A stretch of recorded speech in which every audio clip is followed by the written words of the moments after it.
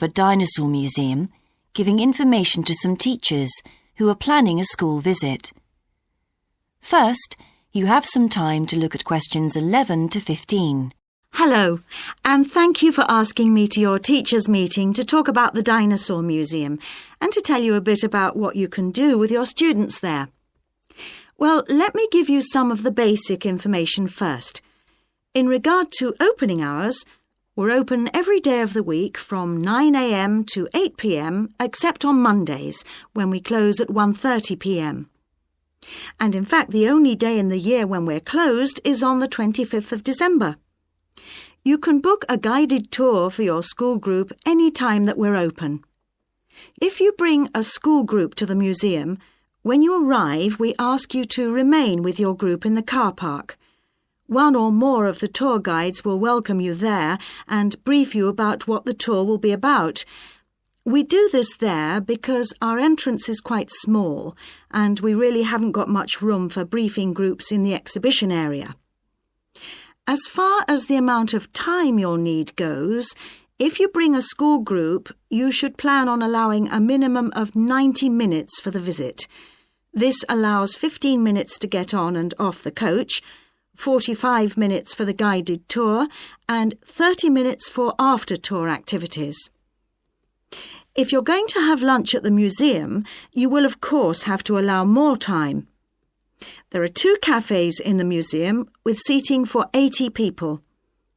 If you want to eat there, you'll need to reserve some seating, as they can get quite crowded at lunchtime.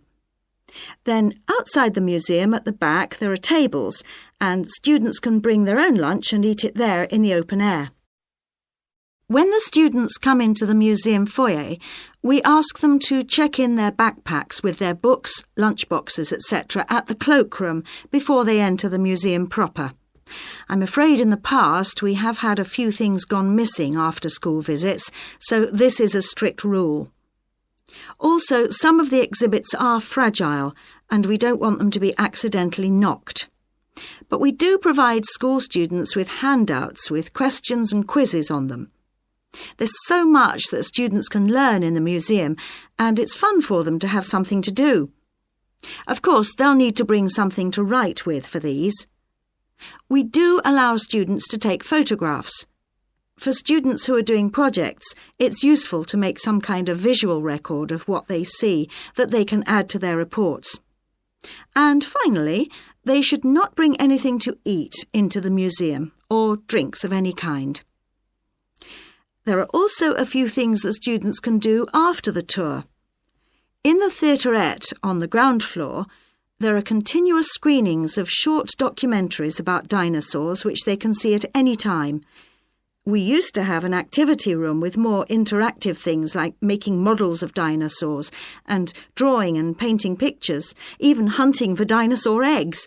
But unfortunately, the room was damaged in a bad storm recently when water came in the roof, so that's closed at the moment. But we do have an IT centre where students have access to CD-ROMs with a range of dinosaur games. These games are a lot of fun, but they also teach the students about the lives of dinosaurs, how they found food, protected their habitat, survived threats, that kind of thing.